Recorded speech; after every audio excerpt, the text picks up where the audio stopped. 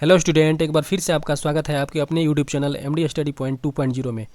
आज 19 अक्टूबर है और आज के वीडियो में हम 19 अक्टूबर 2023 के सभी महत्वपूर्ण और सिलेक्टिव करंट अफेयर्स को डिस्कस करने वाले हैं। फ्रेंड्स, 19 अक्टूबर 2023 के करंट अफेयर्स को देखने से पहले पिछले सेशन यानी 18 अक्टूबर में जो भी हम लोग करंट अफेयर्स देखे थे उसको पहले रिवीजन कर लेते हैं। तो देखते हैं 18 अक्टूबर 2023 के करंट अफेयर्स का पहला क्वेश्चन। जैसा कि आप देख सकते हैं, 18 अक्टूबर 2023 के करंट अफेयर्स का रिवीजन करेंगे हम लोग। तो 18 अक्टूबर को हमने करंट पढ़ा था 2023 में हाल ही में भारत का पहला वेटलैंड शहर कौन बनेगा। तो ये उदयपुर बनेगा जो कि राजस्थान में स्थित है। और दूसरा क्वेश्चन था प्रत्येक वर्ष राष्ट्रीय सिनेमा दिवस कब मनाया जाता है। तो ये मनाया जाता है 13 अक्टूबर को। ठीक है। हाल ही में सत्यजीत रे लाइफ टाइम अचीवमेंट अवार्ड से किसे सम्मानित किया गया, तो माइकल डगलस को। और अगला क्वेश्चन था हाल ही में आईसीसी ने सितंबर 2023 के लिए प्लेयर ऑफ द मंथ किसे चुना है। तो ये चुना था शुभम गिल को। ठीक है। अगला क्वेश्चन है हाल ही में किस राज्य ने मिशन शक्ति अभियान के चौथे चरण का शुभारंभ किया है। तो ये था उत्तर प्रदेश। हमारा अगला क्वेश्चन था इजराइल ने हमास के खिलाफ जारी लड़ाई को क्या कोड नाम दिया था। तो ये ऑपरेशन आयरन अस्वाड। ठीक है। अगला क्वेश्चन था हाल ही में किस राज्य के मरचा धान को जीआई टैग प्रदान किया गया है। तो ये बिहार का है मरचा धान। और आईसीसी वनडे वर्ल्ड कप में सर्वाधिक शतक लगाने वाले खिलाड़ी कौन बने हैं। तो ये बने हैं रोहित शर्मा। ठीक है। और अगला क्वेश्चन था हुरून इंडिया धनी व्यक्तियों के लिस्ट 2023 में सबसे अमीर भारतीय कौन बने हैं। तो ये बने हैं मुकेश अंबानी। और हाल ही में 32वें सरस्वती सम्मान 2022 से किसे सम्मानित किया गया है। तो ये शिवशंकरी को। ये था फ्रेंड्स 18 अक्टूबर 2023 के करेंट अफेयर्स। ठीक है। अब हम लोग देखेंगे 19 अक्टूबर 2023 का करंट अफेयर्स। तो ये रहा आज का पहला क्वेश्चन। 19 अक्टूबर करंट अफेयर्स का पहला क्वेश्चन है भारत के बाहर डॉक्टर भीमराव अंबेडकर की सबसे ऊंची प्रतिमा किस देश में स्थापित हुई है। ये आपको बताना है। तो ये हुई है यूएसए में। सी नंबर ऑप्शन हो जाएगा।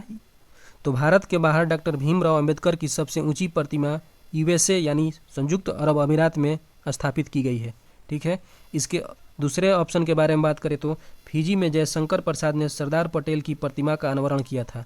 इसके अलावा जॉर्जिया में जयशंकर प्रसाद ने गांधी जी की प्रतिमा का अनावरण किया था। और जापान के हिरोशिमा में प्रधानमंत्री श्री नरेंद्र मोदी द्वारा गांधी प्रतिमा का अनावरण किया गया था। ठीक है। ये आपको याद रखना है। इसके बारे में डिटेल्स में देखते हैं। भारतीय संविधान के निर्माता डॉक्टर भीमराव अंबेडकर की प्रतिमा 19 फीट ऊंची है और अमेरिका में बाबा साहब की सबसे ऊंची प्रतिमा है और इसे स्टैचू ऑफ इक्वालिटी नाम दिया गया है। ठीक है। यह अमेरिका की राजधानी वाशिंगटन के मैरीलैंड उपनगर में स्थापित हुई है। ठीक है। यह प्रतिमा प्रसिद्ध कलाकार और मूर्तिकार राम सुतार द्वारा बनाई गई है जिन्होंने सरदार पटेल की प्रतिमा गुजरात में बनाई थी जिसे स्टैचू ऑफ यूनिटी कहा जाता है। ठीक है। उन्होंने ही स्टैचू ऑफ इक्वालिटी का निर्माण किया है। ठीक है।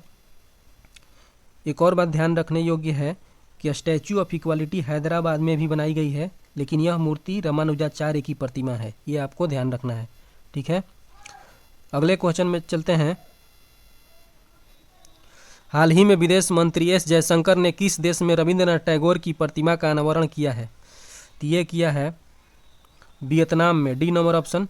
तो हाल ही में विदेश मंत्री एस जयशंकर ने रविंद्रनाथ टैगोर की प्रतिमा का अनावरण वियतनाम में किया है। ठीक है। इनके बारे में डिटेल्स में देखते हैं। हाल ही में विदेश मंत्री एस जयशंकर ने वियतनाम में रविंद्रनाथ टैगोर की प्रतिमा का अनावरण किया है। ठीक है। और विदेश मंत्री वियतनाम की 4 दिन की यात्रा के दौरान इस प्रतिमा का अनावरण किया था।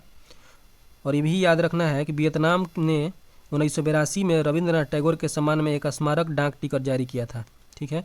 अब वियतनाम की बात हुई तो इसके बारे में डिटेल्स में देख लेते हैं। वियतनाम एक दक्षिण एशियाई देश है। ठीक है। इसकी राजधानी है हनोई और इसकी मुद्रा है डोंग। ठीक है। अगले क्वेश्चन में चलते हैं। हमारा अगला क्वेश्चन है अभी हाल ही में नागालैंड के पहले मेडिकल कॉलेज का उद्घाटन किसके द्वारा किया गया है। तो ये किया गया है मनसुख मांडविया द्वारा। ठीक है। ए नंबर ऑप्शन हो जाएगा। तो अभी हाल ही में नागालैंड के पहला मेडिकल कॉलेज खोला गया है, उसका उद्घाटन किए हैं मनसुख मांडविया। ठीक है। ए नंबर ऑप्शन हो जाएगा इसका। इसको डिटेल्स में देखते हैं। श्री अमित शाह ने अभी हाल ही में जम्मू कश्मीर में बलिदान स्तंभ और स्टैचू ऑफ पीस यानी शांति की प्रतिमा का अनावरण किया था। ठीक है, इसके दूसरे ऑप्शन की बात करें तो निर्मला सीतारमण हाल ही में त्रिपुरा में जीएसटी भवन का उद्घाटन किया था। ये भी आपको याद रखना है। इसके डिटेल्स पॉइंट्स को देखते हैं।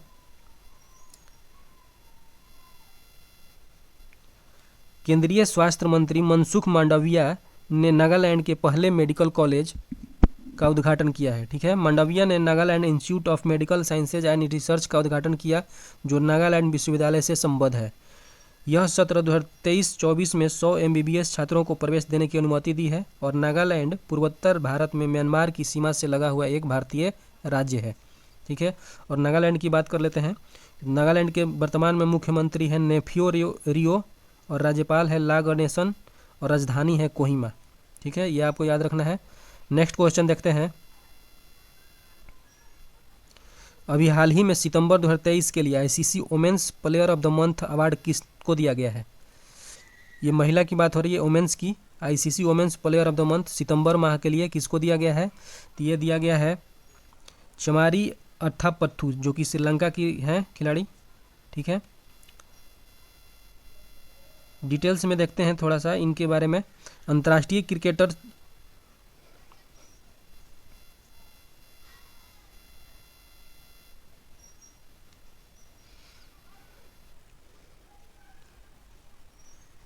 इसके इंपॉर्टेंट पॉइंट्स को देखते हैं।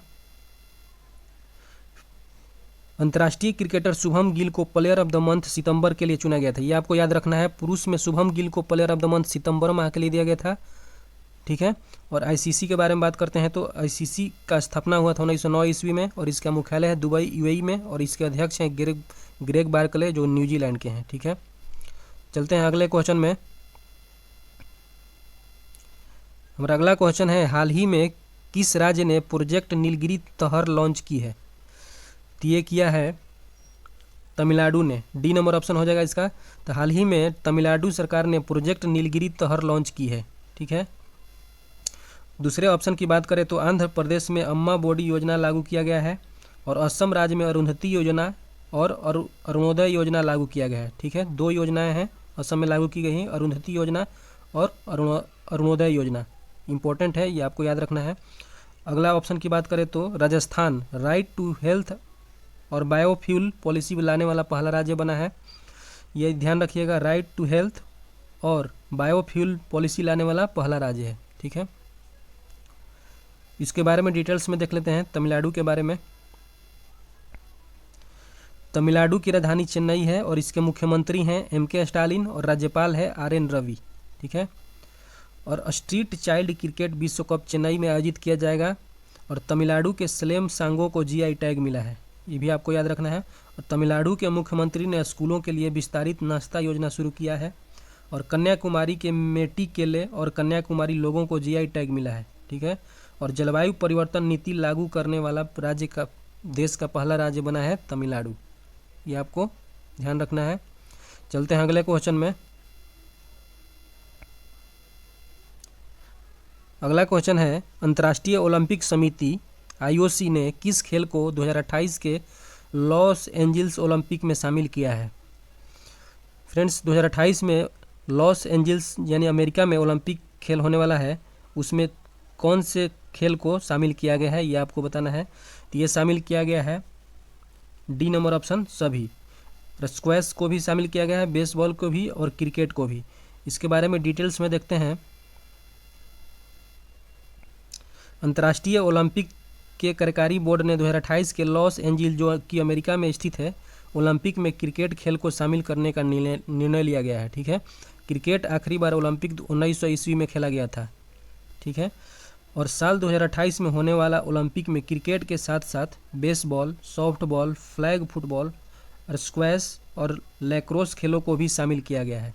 यह आपको याद रखना है कि 2028 में ओलंपिक खेल जो कि अमेरिका में होने वाला है, उसमें 6 खेलों को शामिल किया गया है पहली बार। ठीक है, हालांकि क्रिकेट पहले 1900 ईस्वी में शामिल हो चुका था, बट फिर से इसको हटा दिया गया था, लेकिन फिर से शामिल हो रहा है 2028 के ओलंपिक खेल में। जैसा कि देख रहे हैं, इसमें बेसबॉल, सॉफ्टबॉल, लैक्रोस है, क्रिकेट है, स्क्वैश है और फ्लैग फुटबॉल है। ये 6 खेल जो कि 2028 के ओलंपिक खेल में जो कि अमेरिका में होने वाला है शामिल किया गया है। ठीक है, अब ओलंपिक की बात कर लेते हैं तो अंतर्राष्ट्रीय ओलंपिक संघ जिसको IOC बोलते हैं, इसकी स्थापना हुआ था 1894 ईस्वी में और इसका मुख्यालय है स्विट्जरलैंड के लुसाने में। ठीक है, और इसके अध्यक्ष हैं वर्तमान में थॉमस बाख जो कि जर्मनी के हैं। ये आपको याद रखना है। चलते हैं अगले क्वेश्चन में। अगला क्वेश्चन है, अभी हाल ही में इक्वाडोर के नए राष्ट्रपति कौन बने हैं? तो ये बने हैं Daniel Noboa. D number option हो जाएगा। तो डेनियल नोबोवा अभी हाल ही में इक्वाडोर के राष्ट्रपति बने हैं। ठीक है, अब दूसरे ऑप्शन के बारे में बात करें तो क्रिस्टोफर लक्सन न्यूजीलैंड के प्रधानमंत्री बने हैं अभी हाल ही में, जैसा कि आपको पहले भी डिस्कस किया जा चुका है। और बेंजामिन नेतन्याहू इजराइल के प्रधानमंत्री हैं वर्तमान में। और अगला ऑप्शन के बारे में बात करें तो जो बिडेन जो कि अमेरिका के वर्तमान राष्ट्रपति हैं। ये आपको ध्यान रखना है कि ये जो बिडेन अमेरिका के राष्ट्रपति हैं और बेंजामिन नेतन्याहू ये प्रधानमंत्री हैं इजराइल के, और क्रिस्टोफर लक्सन जो है न्यूजीलैंड के प्रधानमंत्री हैं। ये भी आपको याद रखना है। इनके बारे में डिटेल्स में देखते हैं। इक्वाडोर के बारे में, इक्वाडोर दक्षिण अमेरिका महाद्वीप के शीर्ष पर पश्चिमी कोने में स्थित है। इक्वाडोर की राजधानी क्विटो है और इसकी मुद्रा है यूनाइटेड स्टेट्स डॉलर। सीधा सा डॉलर आपको याद रखना है, इसकी मुद्रा है। नेक्स्ट क्वेश्चन देखते हैं। हाल ही में दादा साहब फाल्के अवार्ड 2023 में किसे सम्मानित किया गया है? तो ये किया गया है वहीदा रहमान को। B number option. तो वहीदा रहमान को अभी हाल ही में दादा साहब फाल्के अवार्ड 2023 में सम्मानित किया गया है। अब दूसरे ऑप्शन की बात करें तो यह पुरस्कार आशा पारेख को 2022 के लिए प्रदान किया गया था। दादा साहब फाल्के पुरस्कार 2020 के लिए आशा पारेख को और अमिताभ बच्चन को 2019 के लिए दिया गया था। अगला ऑप्शन की बात करें तो रजनीकांत को 53वें इंडिया इंटरनेशनल फिल्म फेस्टिवल में जो कि गोवा में आयोजित हुआ था, उन्हें लाइफ टाइम अचीवमेंट पुरस्कार से सम्मानित किया गया था। ये आपको याद रखना है। इनके बारे में डिटेल्स में देखते हैं। राष्ट्रपति द्रौपदी मुर्मू ने 17 अक्टूबर 2023 को 69वें राष्ट्रीय फिल्म पुरस्कार समारोह में एक्ट्रेस वहीदा रहमान को यह अवार्ड प्रदान किया। यह 53वां Dada Saheb Phalke life time achievement पुरस्कार दिया गया है और यह पुरस्कार 2021 के लिए दिया गया है। ये भी आपको याद रखना है कि 2023 में प्रदान किया गया है, लेकिन यह वर्ष 2021 के लिए दिया गया है अभी, और अभी 22 के लिए देना बाकी है, 23 के लिए देना बाकी है। ठीक है, ये आपको ध्यान रखना है। दादा साहब फाल्के पुरस्कार के बारे में बात करें तो दादा साहब फाल्के पुरस्कार भारत में सिनेमा जगत का सबसे प्रतिष्ठित सम्मान है। इस अवार्ड का नाम ढूंढीराज गोविंद राज फाल्के के नाम पर रखा गया था। ढूंढीराज गोविंद राज फाल्के को फादर ऑफ इंडियन सिनेमा कहा जाता है और दादा साहब फाल्के ने भारत की पहली फीचर फिल्म राजा हरिश्चंद्र डायरेक्ट की थी। ये आपको याद रखना है। अगला क्वेश्चन देखते हैं। 69वें राष्ट्रीय फिल्म पुरस्कार 2023 में सर्वश्रेष्ठ अभिनेत्री का अवार्ड किसे दिया गया है? तो ये दिया गया है डी नंबर ऑप्शन, ए और बी दोनों को, यानी आलिया भट्ट और कृति सेनन दोनों को संयुक्त रूप से 69वें राष्ट्रीय फिल्म पुरस्कार में सर्वश्रेष्ठ अभिनेत्री का पुरस्कार दिया गया है। ये देखिए, आलिया भट्ट को यह अवार्ड हिंदी फिल्म गंगूबाई कठियावाड़ी के लिए दिया गया है और कृति सेनन को यह अवार्ड हिंदी फिल्म मिमी में बेस्ट एक्टर एक्टिंग करने के लिए दिया गया है। ये आपको याद रखना है। तो राष्ट्रीय फिल्म पुरस्कार 2023 में सर्वश्रेष्ठ अभिनेत्री का अवार्ड आलिया भट्ट और कृति सेनन दोनों को मिला है संयुक्त रूप से। ये आपको ध्यान रखना है। इनके बारे में डिटेल्स में देख लेते हैं। इसके अलावा आलिया भट्ट को फिल्म फेयर पुरस्कार, IIFA award, Dada Saheb Phalke award में सर्वश्रेष्ठ अभिनेत्री का पुरस्कार मिल चुका है। इसको आपको याद रखना है कि आलिया भट्ट को 2023 में ही सारे ये पुरस्कार मिले हैं। फिल्म फेयर पुरस्कार हो 2023 का है, ये आईफा अवार्ड हो 2023 का है, दादा साहब फाल्के अवार्ड हो, तीनों पुरस्कार ये आलिया भट्ट को 2023 में ही मिला है। ये सर्वश्रेष्ठ अभिनेत्री का पुरस्कार मिला है। ठीक है, ये आपको याद रखना है। और ये आपको याद रखना है साथ ही साथ कृति सेनन वर्तमान में बाटा इंडिया के ब्रांड एम्बेसडर भी है। ठीक है, चलते हैं अगले क्वेश्चन में। आज के सेशन का हमारा अंतिम क्वेश्चन है, राष्ट्रपति द्रौपदी मुर्मू ने 69वें राष्ट्रीय फिल्म पुरस्कार 2023 समारोह में सर्वश्रेष्ठ अभिनेता का अवार्ड किसे दिया है? तो ये दिया है अल्लू अर्जुन को। डी नंबर ऑप्शन हो जाएगा। तो अल्लू अर्जुन को Telugu film Pushpa the rise part 1 में बेस्ट एक्टिंग के लिए अवार्ड दिया गया है। ये आपको ध्यान रखना है। इनके बारे में डिटेल्स में देखते हैं। ऋतिक रोशन, अदर ऑप्शन के बारे में बात करें तो ऋतिक रोशन, तो आईफा अवार्ड 2023 में बेस्ट एक्टर का अवार्ड ऋतिक रोशन को फिल्म विक्रम वेधा के लिए दिया गया था। ऋतिक रोशन के बारे में याद रखिएगा, आईफा अवार्ड 2023 में बेस्ट एक्टर का अवार्ड दिया गया है और उनके फिल्म विक्रम बेधा के लिए, ठीक है। और दूसरे ऑप्शन की बात करें तो राजकुमार राव, तो ये इनको मिला है फिल्म फेयर पुरस्कार 2023 में बेस्ट एक्टर का अवार्ड, ठीक है। तो और यह फिल्म था इनका बधाई दो फिल्म के लिए इनको फिल्म फेयर पुरस्कार 2023 में बेस्ट एक्टर अवार्ड जीता है। और रणबीर कपूर की बात करें तो दादा साहब फाल्के पुरस्कार 2023 के अंतर्गत रणबीर कपूर को बेस्ट एक्टर का अवार्ड मिला है फिल्म ब्रह्मास्त्र के लिए, ठीक है। ये भी आपको याद रखना है। तो आज का हमारा सेशन समाप्त हो चुका है। अगर वीडियो आपको अच्छा लगा है तो like, comment, share and subscribe जरूर कीजिएगा। अगर आपको इस वीडियो का PDF चाहिए तो टेलीग्राम ज्वाइन कर सकते हैं, जिसका लिंक डिस्क्रिप्शन बॉक्स में दिया गया है। थैंक यू, मिलते हैं अगले वीडियो में।